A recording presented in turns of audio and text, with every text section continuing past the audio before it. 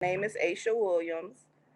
The company's names are Exit 36 Entertainment, Exit 36 Automobiles and Logistics, Exit 36 Inc., Curvy Bellas and Teddy Bears, Trust Teen and Young Adult Center.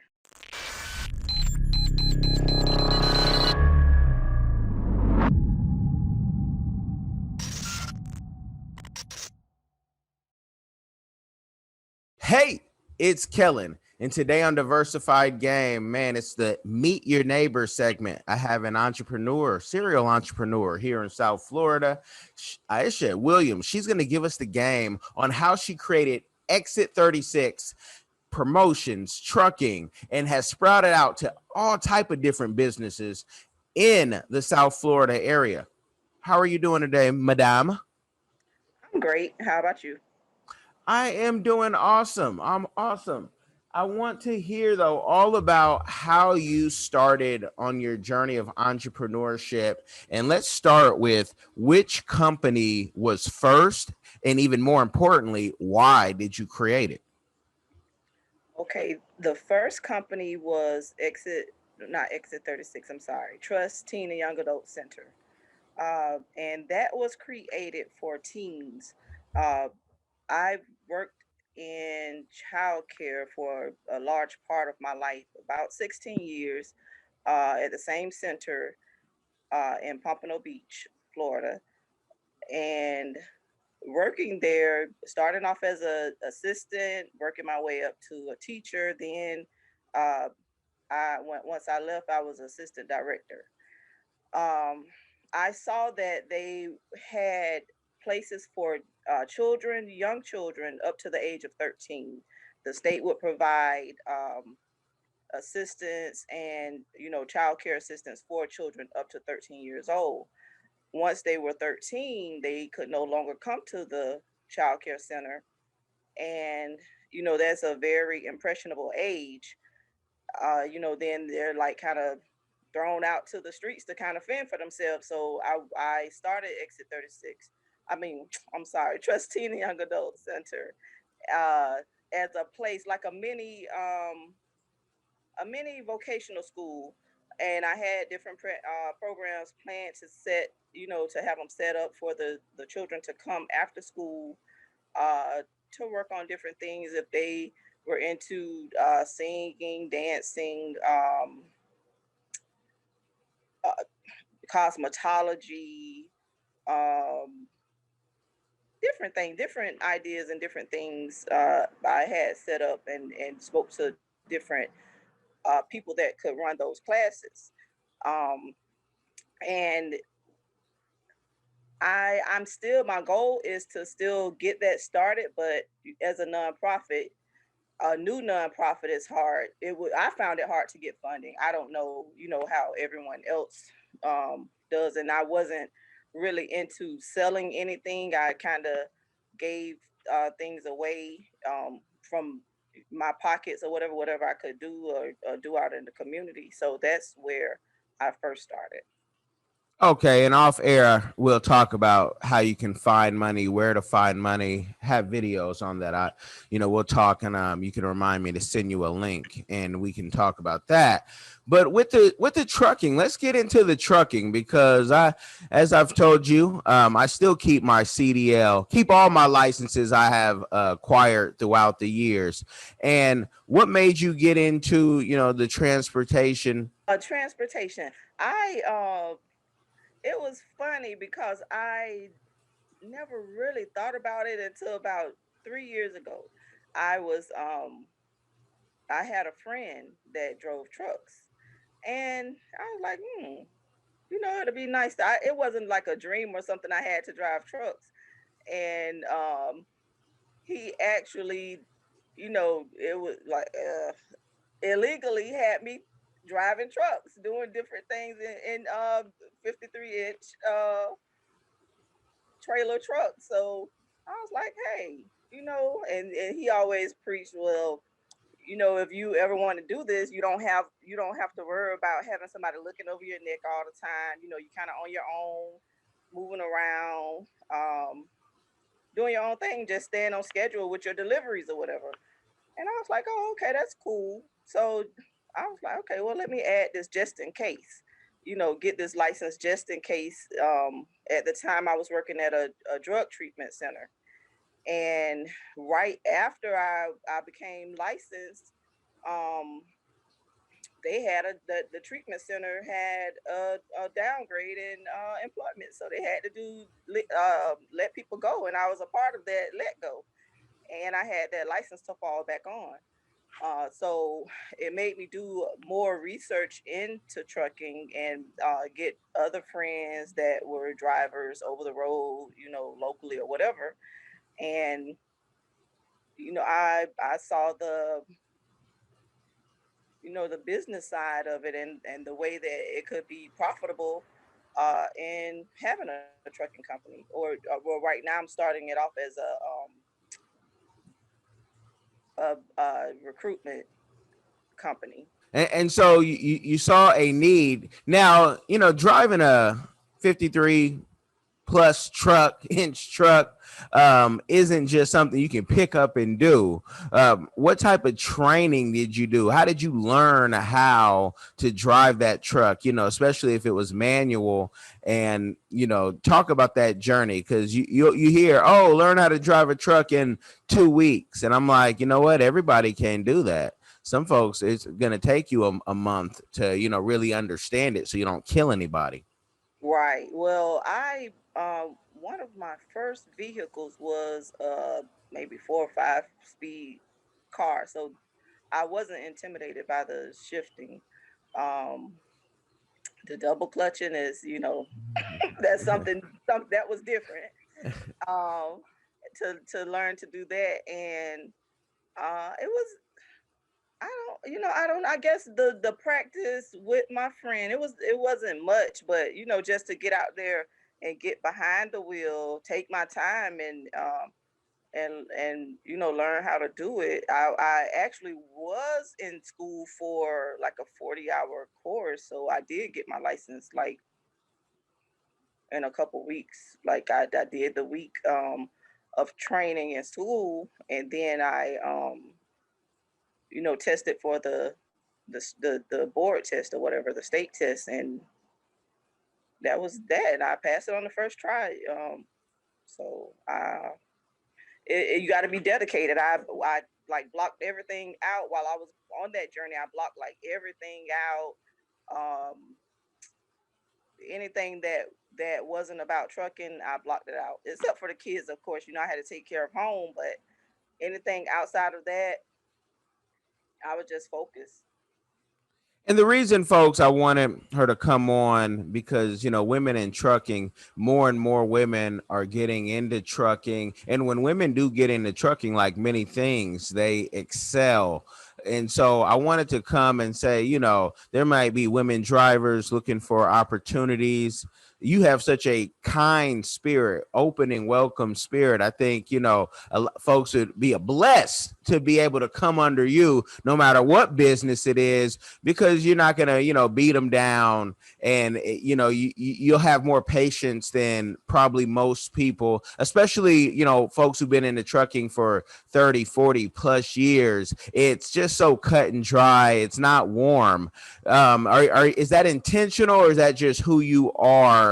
You can't beat people down. You're not going to curse nobody out, because, accidents happen in every type of business. True. It's just who I am. I'm not perfect as a person. Nobody is. And I understand, people have, things but outside of their job, other things to take care of. And, I'm not here to beat anybody down, unless I would rather work with them and for them to be open, or to make them feel comfortable enough to be open to, let me in and let me know, what's going on behind the scenes of work. So, we can come up with a solution, to help everybody. Kind words, kind words. And so then, you're in the trucking game. How do you get into the promotion game? Helping out, yes, folks, helping out musicians and letting them showcase their talent. Where'd that come from? Well, with the Exit 36 Entertainment, I saw the neat. Well, I heard the horror stories. When we're young, looking at NWA, Salt and Pepper, and we just look at them as, oh, they're performers, they're doing well, they're making money. The TLCs, those stories, and now that we're older, all these stories coming out, and it's like, they were really being used and abused, behind the scenes trying to make it. And um I also have a son. He raps, and I listen to his music, and I was impressed. Um and I was like, okay, let's do something for the new artists, whether they're older or younger. Um all different types of artists, whether they're painting, singing, dancing, whatever it is they do, have a safe haven for them, um, to feel free to come and share their talents, and hopefully we get the right eyes on them, and keep them independent where they're over their whatever um their craft is.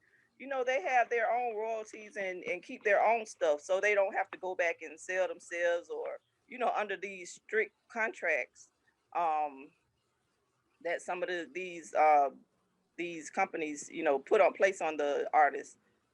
And they have to go through so much to get their royalties and everything. So we want to work with the independent artists, help them uh get the eyes of the community, and people that they want to market to. Put them together, and see what comes. Well, definitely. And folks were getting bad deals because they had bad education on the industry. If you're not reading books on whatever industry you're in, you are bound to be hooked by the crooks. And if you have to speak the language. And a lot of a lot of the old artists now, they see it, but there have always been people, black people, brown people of all kinds who have negotiated folks deals. Some of those people are my mentors, but what you find is somebody gets their first 10,000. Do they change? Their first 100,000. Do they change? Then you talk about the first million. Do they change? If you can stay the same, educate, and stay around a team, you can really visualize and see that goal for that dream. Right. And that's the problem. A lot of them just it's me. I think I'm self-made. How can you be self-made? Did you come out of your own womb? Right. Right. you Yes. know You so need a group around you that you can trust and you can build with. You can't have that, oh, I'm the star type attitude. No. It's all about me. No, it's if you want to prosper and you want it to grow, then you have to include others. have to. No, there's no way around it. You might not understand what they're doing. I say in my company, we turn the pyramid upside down. So if you think I'm at the top, flip it, and it's everybody else, and what ideas and how you implement those, because I can't run all of this just by myself. Right. And so, somebody else is in my email at times, sending out, massive emails and Right. answering emails. It's not just, oh, Kellen. Right. Um, and I appreciate those people. So, you know, what is, with the success that you're having and the best is yet to come, what is a community give back that you are doing or that you plan on doing in the future? And I know you mentioned your nonprofit. So if you want to even go more detailed into that, or if you have some other stuff that you're doing, feel free. Right now, I in the past few years, exit Trust Teen and Young Adult Center. Um, I've done many give backs, like back to school. I've got clothes and shoes, like slightly worn clothes and shoes from the community, and joined forces with this other group that was giving back school supplies, and whatever, like a fun day or whatever. And people like they came from everywhere to get those clothes, those shoes, because I was, posting it. Hey, we got this, we got that. First come, first serve, and we kind of had like a whole uh, tennis court full of stuff to give back to the people. And that was, it was just me, my kids kind of putting that together. We've done also like socials in the name of, stop the violence, stop the crime. Got treats.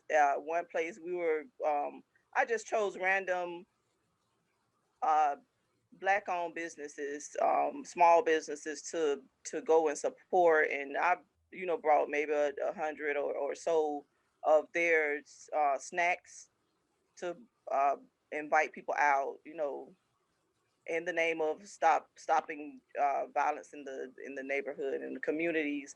I plan my biggest plan is really to have a like a junior vocational school for these teens to come to and do the things that they like, whether it's, designing clothes, different, whatever they like. We kind of came up with a program that could help them out, and I think that the school system has really gotten away from hands-on things. When I was coming up in school, we had um what it was like we can go out and get a little job or learn wood shop and different little things in school, but now everything is about sit here, read this, give me your answer, go home. you know there's no more getting to know people. The kids are so closed off and into their phones. Even the adults, we so closed off and into the phone till we don't come together and communicate, learn how to communicate. Maybe some of this stuff will go away if some of this violence will go away if people learn how to communicate again, instead of and learn to understand, look at trying to understand where a person, we don't have to agree, but let's do it respectful. We can disagree all day, but I respect your mind, respect mine, and keep it moving.